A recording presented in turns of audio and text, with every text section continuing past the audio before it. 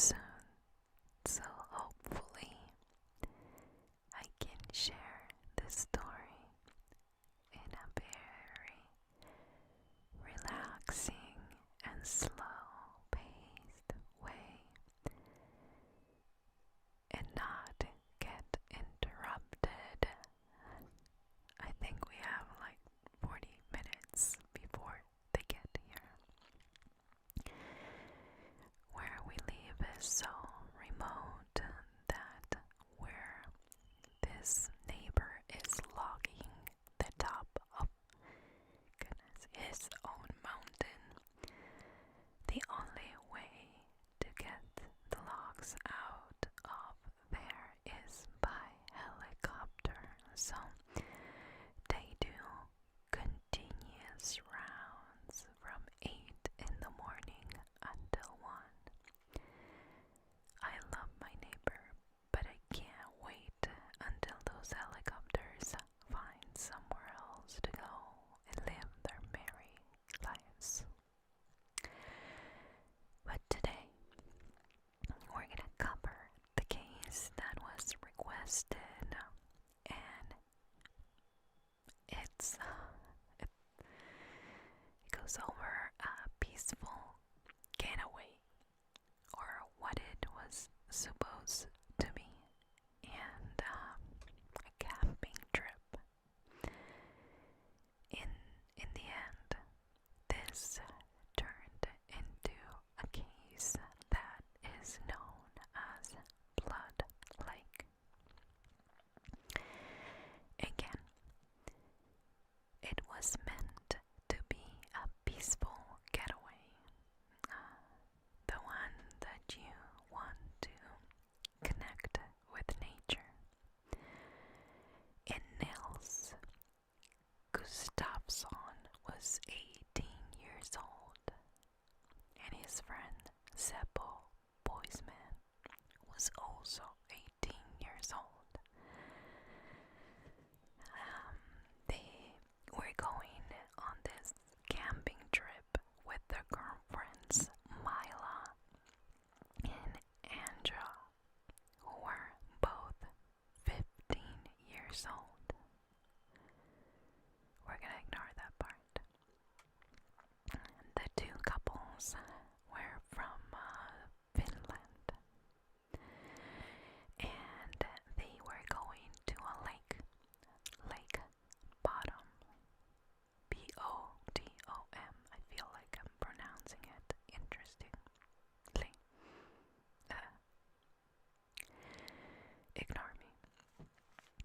This lake is not only beautiful, but it's just outside the town of Espoo. That is about 15 miles away from the capital. These kids took their motorcycle and they gathered the gear in backpacks and just decided to go and seek adventure. This all happened on June 4th, 1960, when they pitched a tent and decided right after that to go for a walk.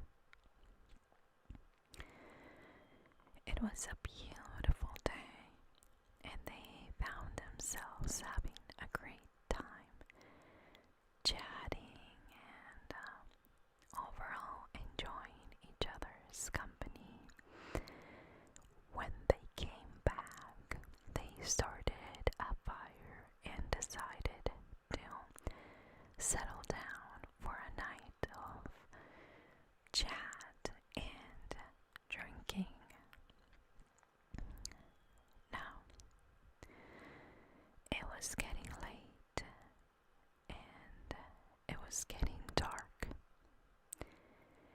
It was the perfect ending for this first day camping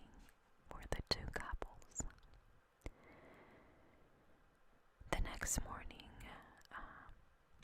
two kids that were bird watching, I'm saying kids, teenagers, and they were walking through the camping grounds when they noticed that one of the tents was collapsed. There was somebody near the tent, a young man. He had blonde hair, and then as they noticed him, he started walking away from the camp. But the kids didn't think anything of it, and they continued on their way. Later, they had to remember how this man looked like. Now, that same day, around noon, another local went by this campsite. His name was Esko Johansson, and he worked as a carpenter in Esbo, the town that I mentioned in the beginning. Now he was taking a walk when he stumbled upon a young man laying on the ground, spattered with blood, and he was either dead or seriously injured. Just by him, there was a girl, and she looked very young. She was clearly dead. Her body was naked from the waist down,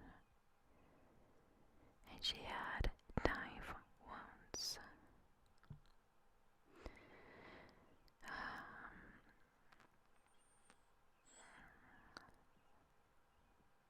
I mean, after that, he walks upon this human-shaped lumps under the collapsed tent. But he got scared and ran back towards the town to alert the police. This was a gruesome finding, and Finns are known for being, or at least at the time, it was one of those countries and actual places there where people were not accustomed or used to crimes. The country has an extremely low crime rate, and this police officers were walking into a massacre. I mean, this looked right out of a horror movie. Seppo, Mila, Anja, they were all dead, and it was gruesome. Nils was alive but seriously injured, and he had, among other things, like even facial fractures, including a broken jaw. He was also stabbed and was quickly transported to a local hospital. As they were going through the crime scene, they started to notice things like they believed that the killer had been standing outside the tent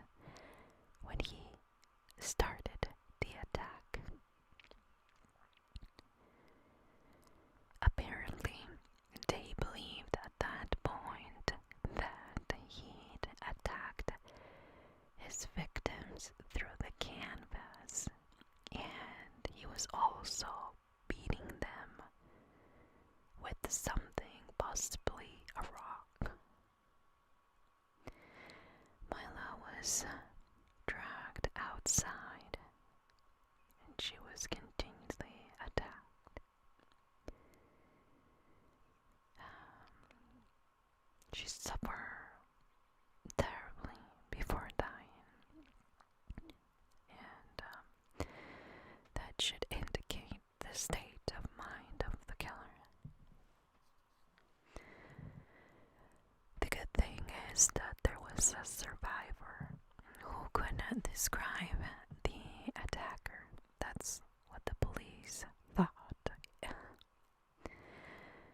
But even he couldn't remember. He had a concussion, a fractured jaw, and so many other injuries that it could have been his own brain hiding that information from him. He couldn't remember anything at all, meaning about the attack. He said that the last thing he remembered is that he and his friends were attacked by a tall figure dressed all in black with glowing red eyes.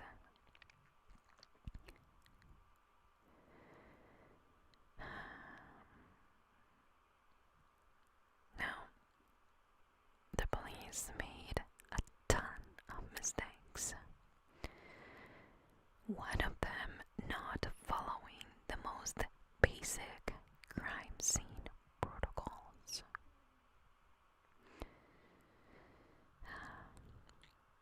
Many people went through that campsite destroying potential evidence. And then they made it even worse by bringing soldiers of the Finnish Defense Force to search the campsite and the surrounding woodland. So finding fibers, footprints, or any other important physical evidence was out of the question. The clues were uncovered only, whatever they had was not even enough to start an investigation.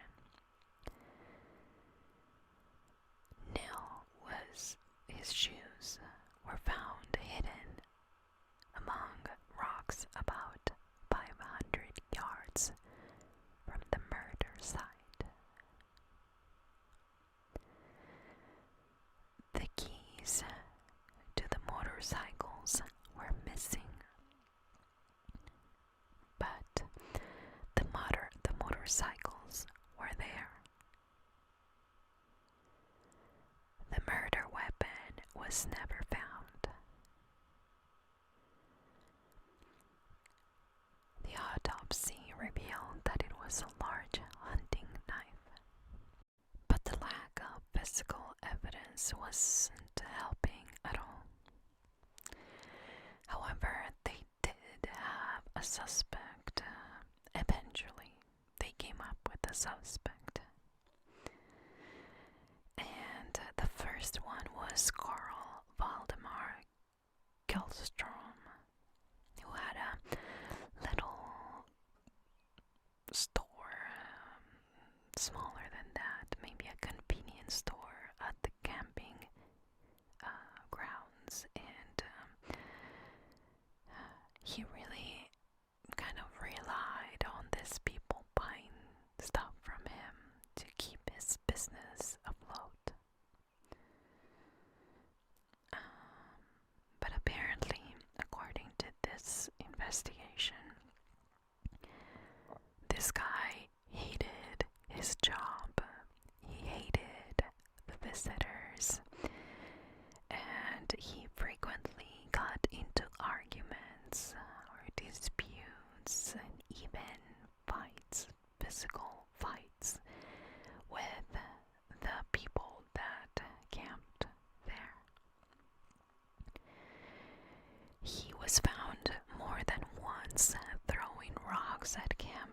house, and he would sneak around the grounds at night. He would admittedly collapse tents by slashing the support lines, and he just despised working there because of the amount of noise.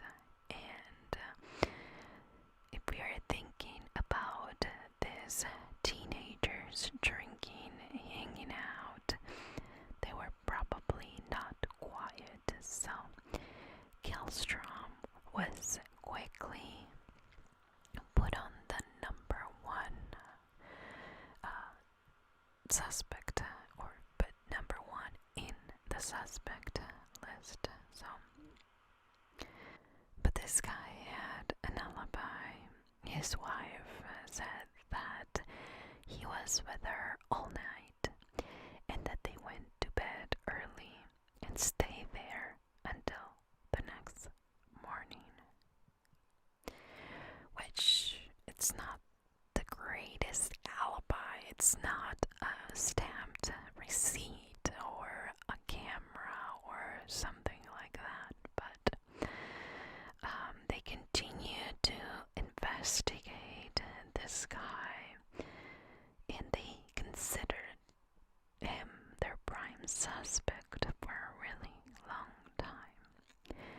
And as you can probably imagine, the locals by now were convinced that he was the one responsible for this tragedy. But even some of these locals told the police that he more than once confessed to the murders while under the influence of alcohol. The theory only seemed even more probable when Kjellstrom went into the middle of the lake in 1969 and drowned himself.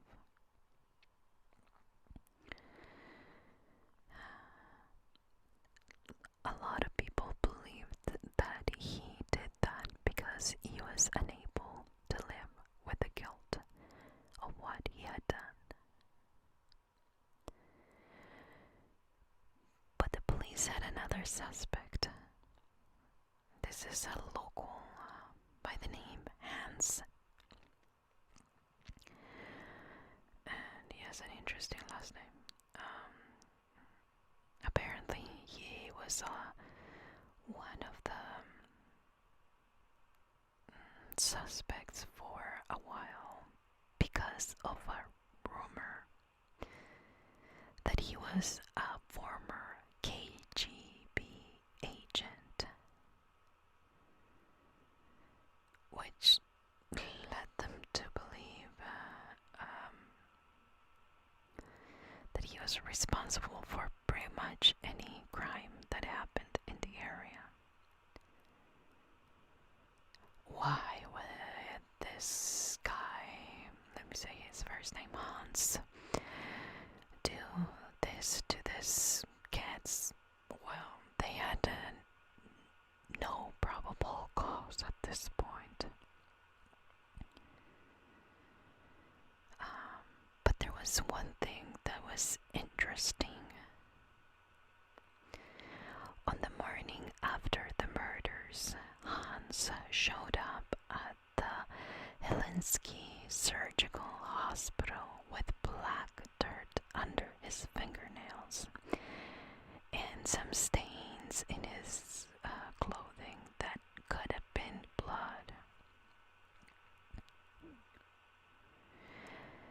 He was injured, but the police was still called. He was questioned, but then released. He apparently provided a solid alibi, and if having dirt under your nails is a problem, well, tell that to hundreds of gardeners out there. the suspect, really. I thought I did nothing to the case, but I did something at the same time, because it kind of shows that the police work behind it, and you'll see why. I mean, 44 years later, the Lake Bodom mystery was still unsolved. But in the year 2004, there was a twist in the case. The police announced that they had made an arrest. And guess who was arrested?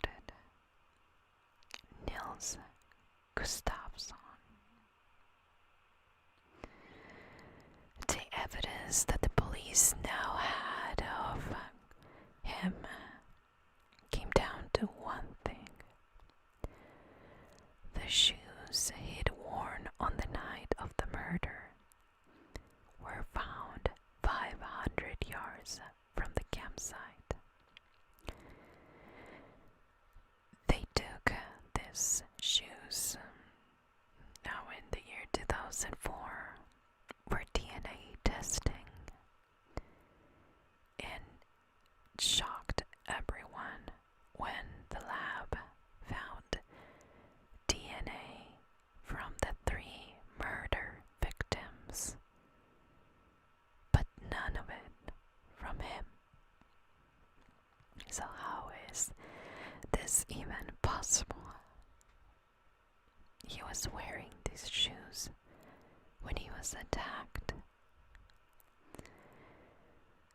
The way that he was attacked would certainly have ended up with some kind of blood in his shoes. And not only that, but blood from his friends. So that led to the police believing that he committed the murders himself.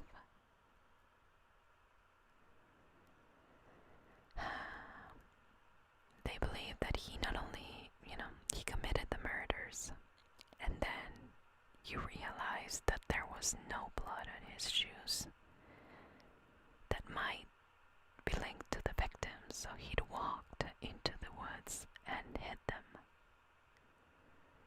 Then came back to camp and inflicted some superficial wounds on himself, making it look like he was a victim too. However, the injuries, in my humble opinion, were kind of weird, right? A broken jaw and a concussion, according to them, was hardly superficial. So that kind of fueled their theory. And the motive. Why would the young man all of a sudden decided to kill his friends during a camping trip? Well, the police believed that he had been drinking heavily that night, and that he was becoming aggressive, even abusive, towards his girlfriend, Mila. So his friend, Seppo, stepped in to protect the girl. But then they got into a physical fight.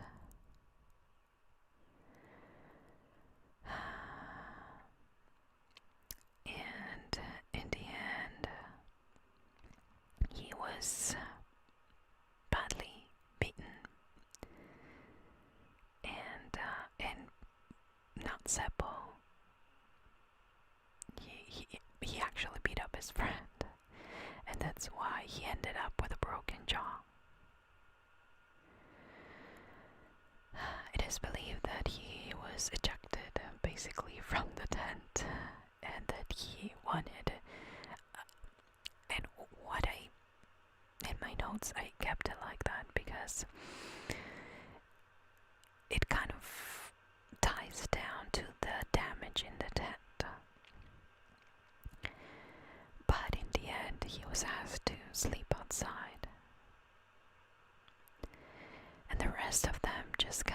their sleeping bags and went to sleep.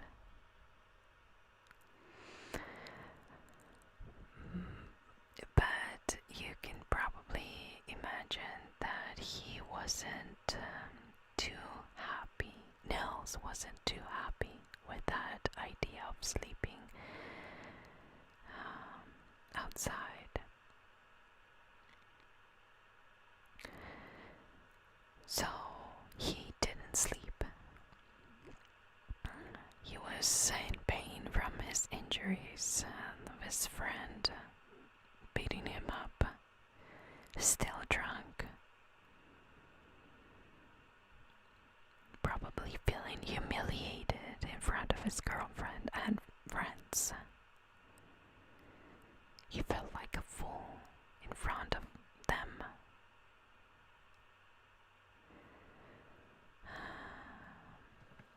And to make things worse, this was done by somebody he considered a friend and even a brother. So his anger started to build up, and this is again still the police's theory. And so he started to get angry and decided to act on it.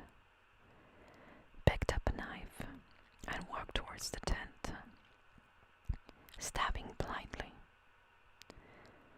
And his only target was the shapes inside. Then, when his victims were dead or dying, he entered the tent and dragged out his girlfriend Mila.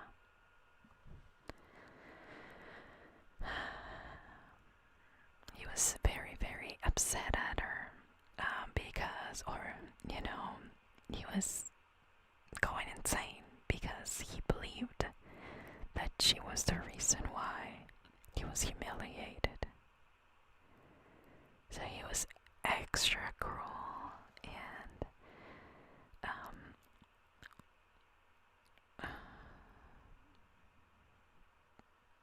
I don't even know how to describe how he basically mutilated her corpse.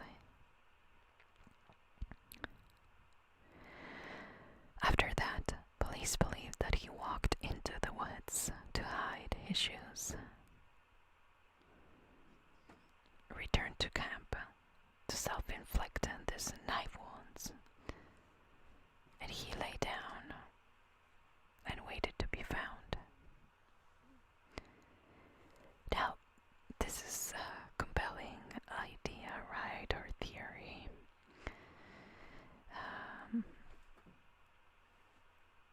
This is something that makes sense in our heads now in 2005. But he wasn't a stupid man, and he hired a great lawyer, Rita Lepinemi, who argued that if her client had suffered such a savage beating at the hands of his own friend, he would have been incapacitated physically, meaning if he was beating so badly, how was he able to hurt all these people?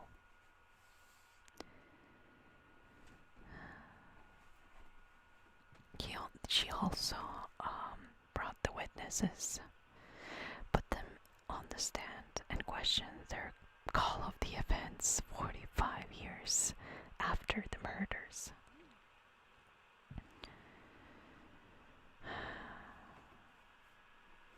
She won this. He was not only acquitted, but he was also compensated 45,000 euros for the mental suffering he'd endured. He even then launched a civil suit against a newspaper who labeled him a murderer, but the case ended up being dismissed. And this case remains unsolved. And at the this point, I think it's safe to say that it will probably remain unsolved. Now, I'm gonna insert here my thoughts on the case, in case that you're wondering.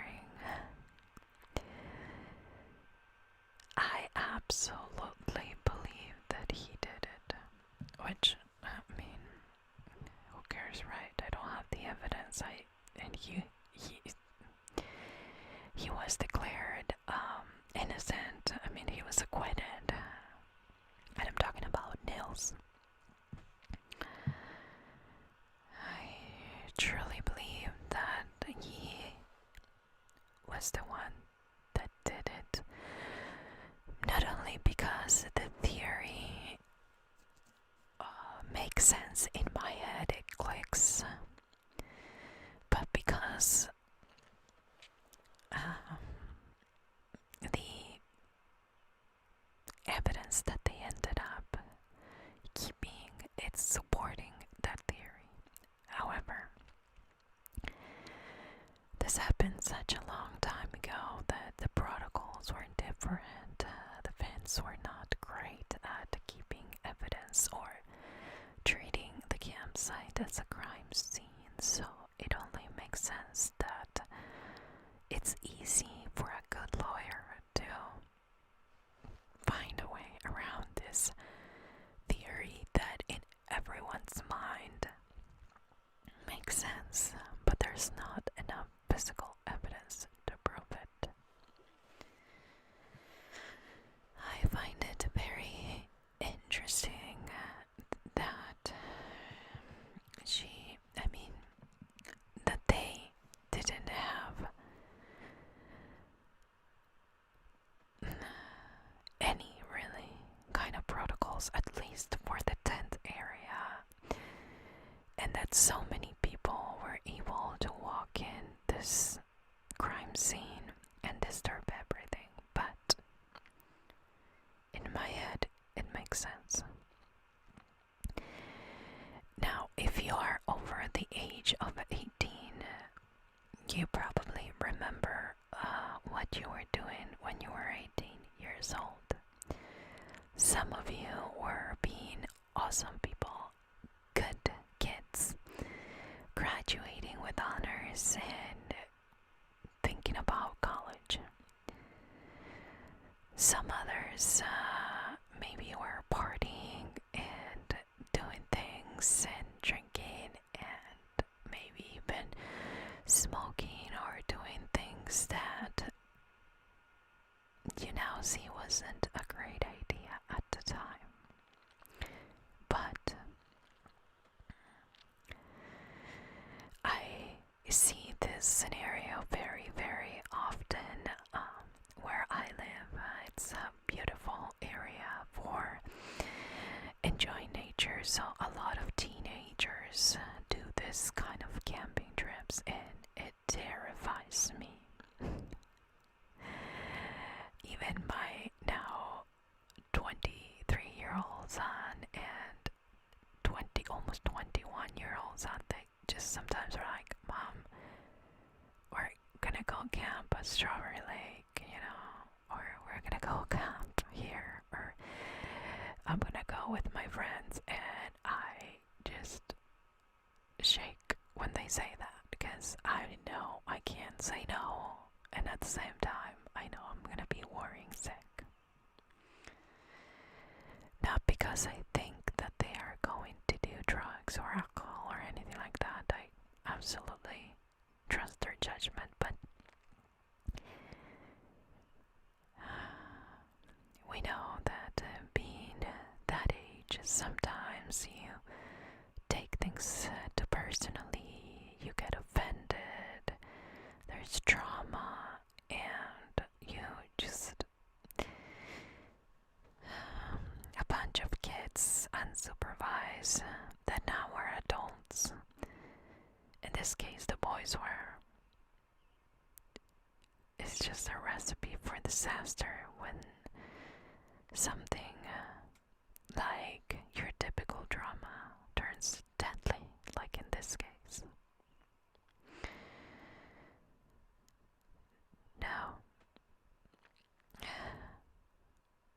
is impossible to prove who did it.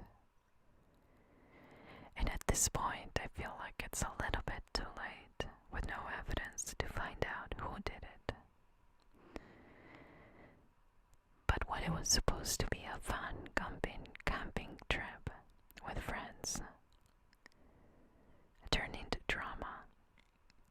And most of us can deal with drama without getting physical or without thinking about harming somebody else. But when you put yourself in this situation, trusting your friends or trusting people,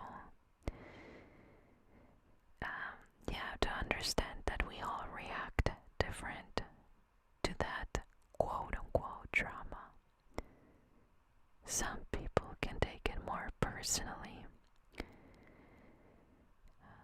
especially at that age. It's very important to not look stupid. Now I look stupid all the time and I don't care. But maybe back then I would have cared if somebody made a fool of me. You know, it's that kind of crime that you're like, why? You know, I'm rolling my eyes as I'm saying this. Why in the world? Why in the world would you put yourself in a situation like this?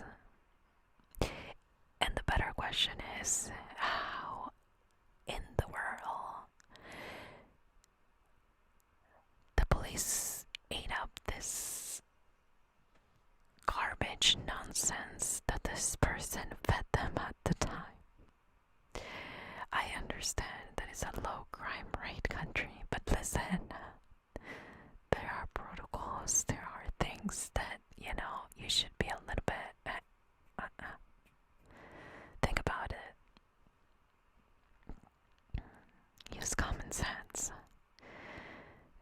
There were 4 in the campground. This is like a math problem. There were 4. We started with 4 in the tent. Then there were 3. And then 3 died. What's left? You know?